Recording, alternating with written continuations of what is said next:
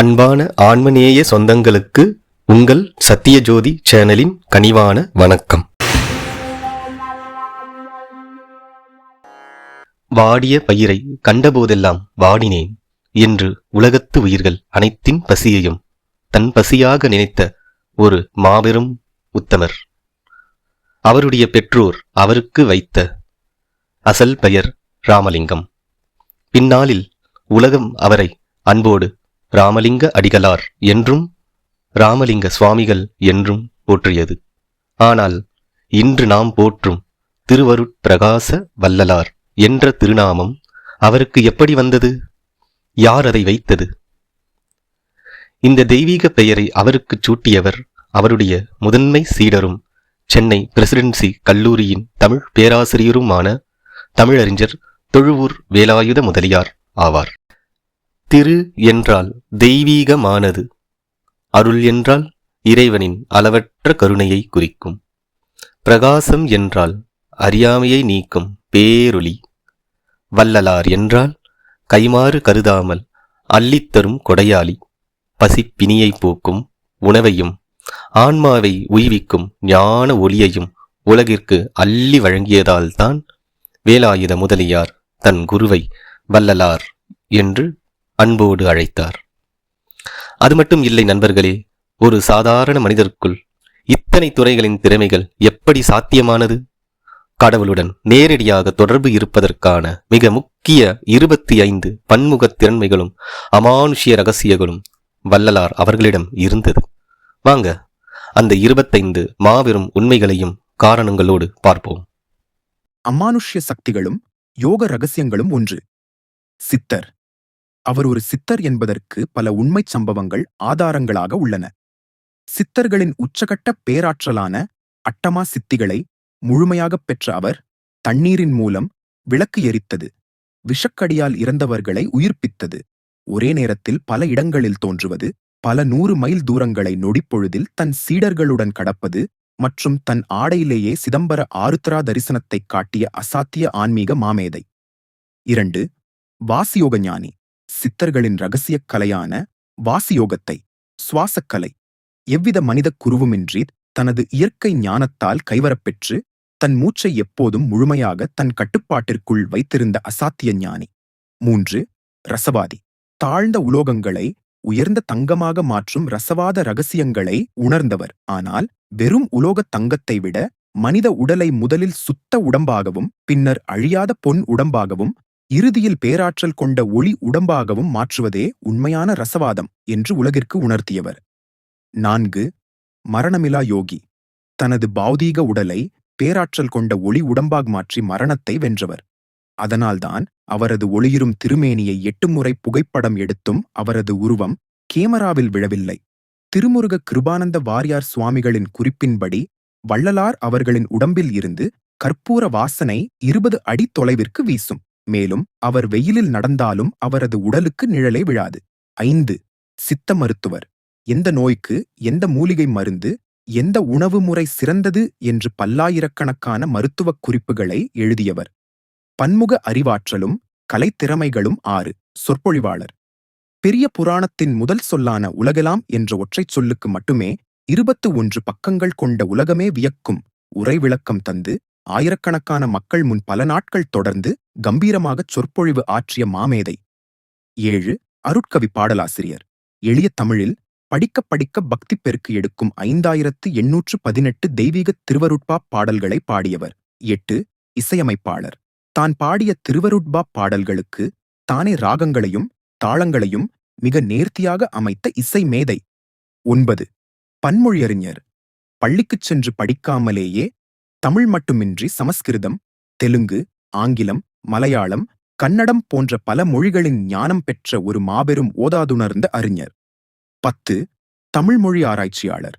தமிழ் என்ற வார்த்தையை தம் பிளஸ் இல் தன்னிடத்தில் விளங்குவது என்று பிரித்து நயம்படப் பொருள் விளக்கியவர்.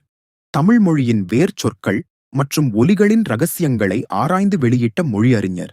அறிவியல், ஆராய்ச்சி மற்றும் கல்வி 11. அறிவியல் ஞானி. அணுக்களின் இயக்கம் மற்றும் பிரபஞ்ச வெளியின் ஆற்றல் பற்றி நவீன அறிவியல் கண்டுபிடிப்பதற்கு முன்பே ஆராய்ந்த பல கருத்துக்களை ஆன்மீக ரீதியாக விளக்கியவர். 12 வானியல் விஞ்ஞானி.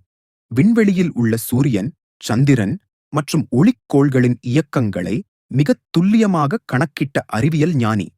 தனது திருவருட்பா அகவலில் பல பாடல்கள் பாடி பிரபஞ்சக் கோள்களின் எண்ணிக்கை, செயல்பாடுகள் மற்றும் துல்லியமான விண்வெளி பாதைகளையும் இயக்கங்களையும் விவரித்தவர். இதன் வெளிப்பாடாகவே தைப்பூசத்தன்று சூரிய அஸ்தமனமும் சந்திர உதயமும் நேர்கோட்டில் சந்திக்கும் விண்வெளி நேரத்தை கணக்கிட்டு வடலூர் ஞானசபையை அமைத்தவர்.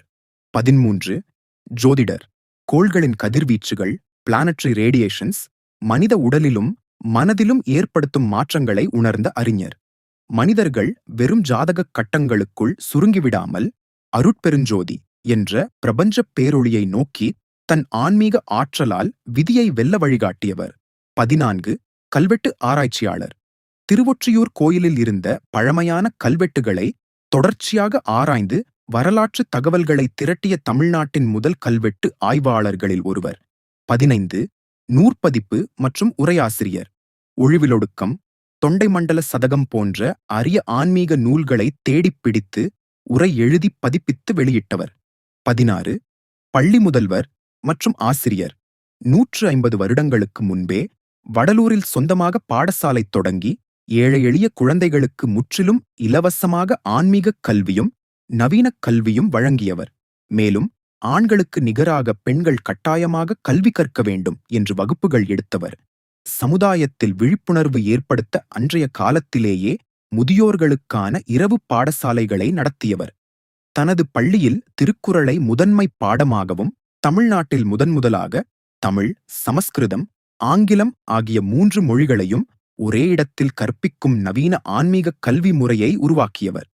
நண்பர்களே, இவ்வளவு திறமைகள் இருந்தாலும் வள்ளலாரின் மிகப்பெரிய அடையாளம் என்ன தெரியுமா? மனிதநேயம், சமூகப் பணி மற்றும் உயிரிரக்கம். 17 சமூகச் சீர்திருத்தவாதி. சாதியும் மதமும் சமயமும் பொய்யென ஆதியில் உணர்த்திய அருட்பெருஞ்சோதி என்று பாடி மனிதர்களை பிரிக்கும் சாதி, மத வேறுபாடுகள், சடங்குகள், மூட நம்பிக்கைகள் போன்ற தேவையற்ற கொள்கைகளையும் அடியோடு எதிர்த்தவர். 18 ஜீவகாருண்ய வள்ளல். வாடிய பயிரை கண்டபோதெல்லாம் வாடினேன் என்று பாடியவர். மனிதர்கள் மட்டுமன்றி விலங்குகள், தாவரங்கள் என அனைத்து உயிர்களையும் தன் உயிர் போல் நேசித்து இறைவனின் பெயரால் விலங்குகளை பலியிடுவதை கடுமையாக எதிர்த்த உயிரிரக்கத்தின் வடிவம். 19 ஆன்மநேய ஒருமைப்பாட்டாளர். சாதி, மதம், இனம் மற்றும் தேச எல்லைகளைக் கடந்து உலகில் உள்ள அத்தனை மனித ஆன்மாக்களும் ஒன்றே என்ற ஒரே ஆன்மக் குடும்பம், யூனிவர்சல் பிரதர்ஹுட் தத்துவத்தை உலகிற்குப் போதித்த ஆன்மீகத் தலைவர். 20 மக்களின் நீதிபதி. வடலூர் மற்றும் சுற்றுவட்டார மக்களின் நிலப்பிரச்சினைகள் மற்றும் குடும்பச் சண்டைகளை நீதிமன்றம் போகாமல் நடுநிலையாக தீர்த்து வைத்த நீதிபதி. 21 மனோதத்துவ நிபுணர். தன்னிடம் வரும் மக்களின் முகத்தையும் மனதையும் பார்த்து அவர்களின் கவலைகளையும் கடந்த காலத் தவறுகளையும் உணரும் ஆற்றல் கொண்டவர். உலகிற்கு அவர் விட்டுச் சென்ற பாரம்பரியம். 22 கட்டிடக்கலை வடிவமைப்பாளர். வடலூர் சத்திய ஞான சபையின் கட்டிட வரைபடத்தை தானே வரைந்த பொறியாளர். 23 பத்திரிகை இதழாசிரியர். தனது சன்மார்க்கக் கொள்கைகளை பரப்பவும் மக்கள் தொடர்பை வளர்க்கவும் சென்னையில் அருட்பிரகாச அச்சுக்கூடம் என்ற பெயரில் சொந்தமாக அச்சுக்கூடத்தை நிறுவி இதழியல் மூலமாக சமூக விழிப்புணர்வை ஏற்படுத்தியவர். 24 பசிப்பிணி போக்கிய வள்ளல். ஏழைகளின் பசியைப் போக்க வடலூரில் தருமசாலையை நிறுவி மக்களின் பசிப்பிணியை நிரந்தரமாக போக்க வழிவகை செய்தவர். நண்பர்களே, இப்போ சொல்லப்போகும் 25வது விஷயம்தான் வள்ளலாரை உலக வரலாற்றில் தனித்துவமாக நிறுத்துகிறது. 25 சன்மார்க்க சங்க நிறுவனர். எந்தவொரு மதச்சார்பும் இல்லாமல் உலக மக்கள் அனைவரையும் ஒன்றிணைக்க சமரச சுத்த சன்மார்க்க சத்திய சங்கத்தை நிறுவிய உலகத் தலைவர். மனிதர்களை மத எல்லைகளுக்குள் சுருக்கும் சிலை மற்றும் உருவ வழிபாடுகளைத் தவிர்த்து இந்தச் சங்கத்தின் மூலம் அருட்பெருஞ்சோதி ஒளி வழிபாட்டை உலகிற்கு அறிமுகப்படுத்தியவர். இப்பொழுது நாம் இந்த வீடியோவின் இறுதி பகுதிக்கு வந்திருக்கின்றோம். ஆனால் இத்தனை பெருமைகளையும் தாண்டி இன்று நாம் வள்ளலாரின் அடையாளமாக உலகம் போற்றுவது எது என்று தெரியுமா? கிபி 1867 ஆண்டு வள்ளலார் பாடிய 5818 ஆன்மீக பாடல்களை திரட்டி திருவருட்பா என்ற பெயரில் முதலில் நூலாக தொகுத்து வெளியிட்டார் தொழுவூர் வேலாயுத முதலியார். வள்ளலார் அவர்கள் பாடிய இன்னும் பல்லாயிரக்கணக்கான பாடல்கள் நமக்கு கிடைக்கப் பெறவில்லை என்பதே உண்மை. அந்த நூலின் முகப்புப் பக்கத்தில் முதலில் திருவருட் பிரகாச வள்ளலார் என்று அச்சிட்டு அந்த பெயரை நிலைநாட்டினார். ஆனால் நம் வள்ளல் பெருமானாரோ அளவற்ற அடக்கத்தின் சிகரம். தன் சீடர் தனக்கு சூட்டிய இந்த பெயரை கேட்டு அவர் அகந்தை கொள்ளவில்லை. மாறாக அவர் வள்ளல் கூட்டல் யார் என்று பிரித்து இவ்வுலகில் உண்மையான அருளை அள்ளித்தரும் வள்ளல் அந்த இறைவன் ஒருவனே. நான் அந்த வள்ளல் யார் என்று தேடி அலையும் ஒரு எளிய தொண்டனே என்று கூறி தனது எளிமையான பதிலை வெளிப்படுத்தினார். அன்னச்சத்திரங்கள் கட்டுவதின் அருமையையும் ஏழை எளியோர்களின் பசி பிணி ஆற்றுவதின் உன்னத அறத்தையும் எப்படி இருக்க வேண்டும் என்று வாழ்ந்து காட்டியவர் நமது வள்ளல் பெருமானார். அவர் ஏற்றிய தர்மசாலையின் அடுப்பு இன்றளவும் வடலூரில் அணையாமல் பலரது பசிப்பிணிகளை போக்கிக் கொண்டிருக்கின்றது. கொரோனா காலகட்டத்திலும் கூட 3 வேளையும் குருவின் அருளாலும் அருட்பெருஞ்சோதி ஆண்டவரின் கருணையாலும் அங்கே அன்னதானம் தொடர்ந்து நடந்து அந்த இக்கட்டான சூழ்நிலையிலும் பலரது பசியை போக்கி அதன் மகத்துவத்தை வெளிப்படுத்தியது. குருவின் மீது சீடர் கொண்ட பக்திக்கும் உலகிற்கு கிடைத்த பேரொளிக்கும் சான்றுதான் இந்த திருநாமம்.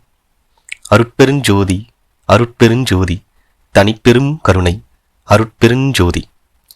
இந்த தகவல் பயனுள்ளதாக கருதினால் லைக் பண்ணுங்க.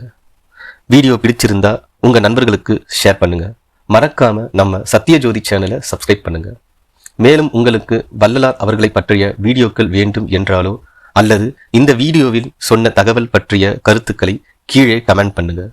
நன்றி, வணக்கம்.